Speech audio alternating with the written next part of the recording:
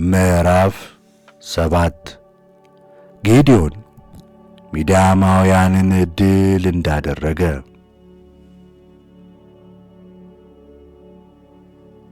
ጌዴዎን የተባለውም የሩባል ከእርሱም ጋር የነበረ ሕዝብ ሁሉ ማልደው ተነሱ፣ በአሮዔድ ምንጭ አጠገብ ሰፈሩ።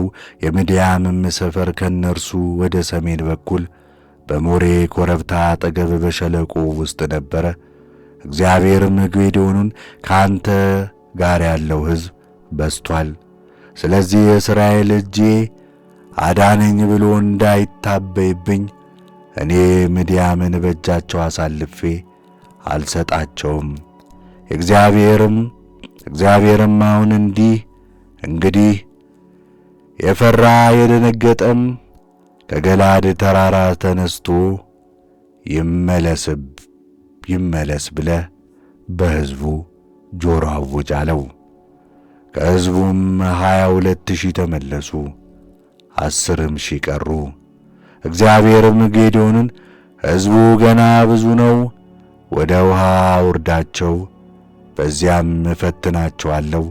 እኔም ይህንን ካንተ ጋር ይሂድ የምለው እርሱ ካንተ ጋር ይሄዳል፣ እኔም ይህ ካንተ ጋር አይሂድ የምለው እርሱ አይሄድም አለው።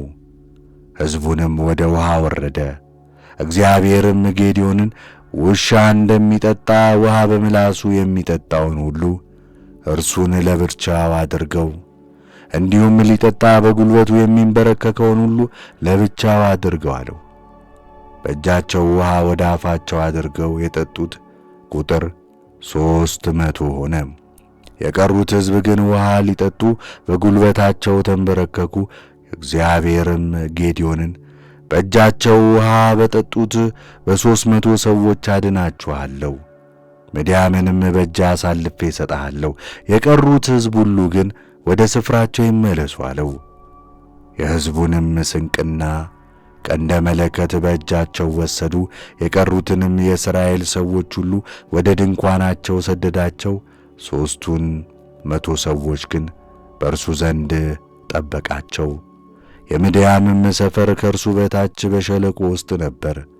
በዚያችም ሌሊት እግዚአብሔር በእጅህ አሳልፌ ሰጥቼዋለሁና ተነስተ ወደ ሰፈሩ ውረድ፣ ብቻህንም ለመውረድ ብትፈራ አንተ ከሎሌ ፋራን ጋር ወደ ሰፈሩ ውረድ፣ የሚናገሩትንም አድምጣቸው። ከዚያ በኋላ እጆችህ ይበረታሉ፣ ወደ ሰፈርም ትወርዳለህ አለው። እርሱም ከሎሌው ፋራን ጋር ከሰፈሩ በአንዱ ወገን የ50 አለቃ ጦር ወደ ሰፈረበት ወረደ። ብዛታቸውም እንዳንበጣ የሆነ ምድያማውያንን፣ አማሌቃውያንን፣ የምሥራቅም ልጆች ሁሉ በሸለቆ ሰፍረው ነበር። የግመሎቻቸውም ብዛት ቁጥር እንደሌለው በባሕር ዳር እንዳለ አሸዋ ነበር። ጌዴዎንም በደረሰ ጊዜ አንድ ሰው ሕልምን ለባልንጀራው ሲያጫውት እንዲህ ሲል ደረሰ። እነሆ ሕልም አለምኩ። እነሆም አንዲት የገብስ እንጎቻ ወደ ምድያም ሰፈር ተንከባላ ወረደች፣ ወደ ድንኳንም ደርሳ እስኪወድቅ ድረስ መታችው፣ ገለበጠችውም፣ ድንኳኑም ወደቀ ይል ነበር። ባልንጀራውም መልሶ ይህ ነገር ከእስራኤል ሰው ከኢዮአስ ልጅ ከጌዴዎን ሰይፍ በቀር ሌላም አይደለም። እግዚአብሔር ምድያምንና ሰራዊቱን ሁሉ በእጁ አሳልፎ ሰጥቶታል አለው። ጌዴዎንም ሕልሙንና ትርጓሜውን በሰማ ጊዜ ለእግዚአብሔር ሰገደ። ወደ እስራኤልም ሰፈር ተመልሶ እግዚአብሔር የምድያምን ሰራዊት በእጃችሁ አሳልፎ ሰጥቶአልና ተነሱ አለ። 300 ሰዎች በሦስት ወገን ከፈላቸው። በሁሉም አንድ ቀንደ መለከትና ባዶ ማሰሮ፣ በማሰሮም ውስጥ ችቦ ሰጣቸው። እርሱም እኔን ተመልከቱ፣ እንዲሁም አድርጉ። እነሆም ወደ ሰፈሩ ዳርቻ በደረስኩ ጊዜ እኔ እንደማደርገው እንዲሁ እናንተም አድርጉ።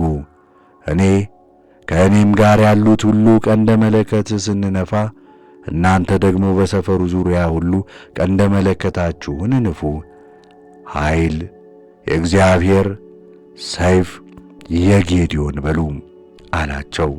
ጌዴዎንም ከእርሱም ጋር የነበሩትን 100 ሰዎች በመካከለኛ ትጋት መጀመሪያ ዘብ ጠባቂዎች ሳይነቁ ወደ ሰፈሩ ዳርቻ መጡ። ቀንደ መለከቶችንም ነፉ፣ በእጃቸው የነበሩትን ማሰሮች ሰባበሩ። 3ቱም ወገኖች ቀንደ መለከቶችን ነፉ፣ ማሰሮዎችንም ሰበሩ። በግራ እጃቸውም ችቦዎችን፣ በቀኝ እጃቸው ቀንደ መለከቶችን ይዘው እየነፉ የእግዚአብሔርና የጌዴዎን ሰይፍ ብለው ጮኹ።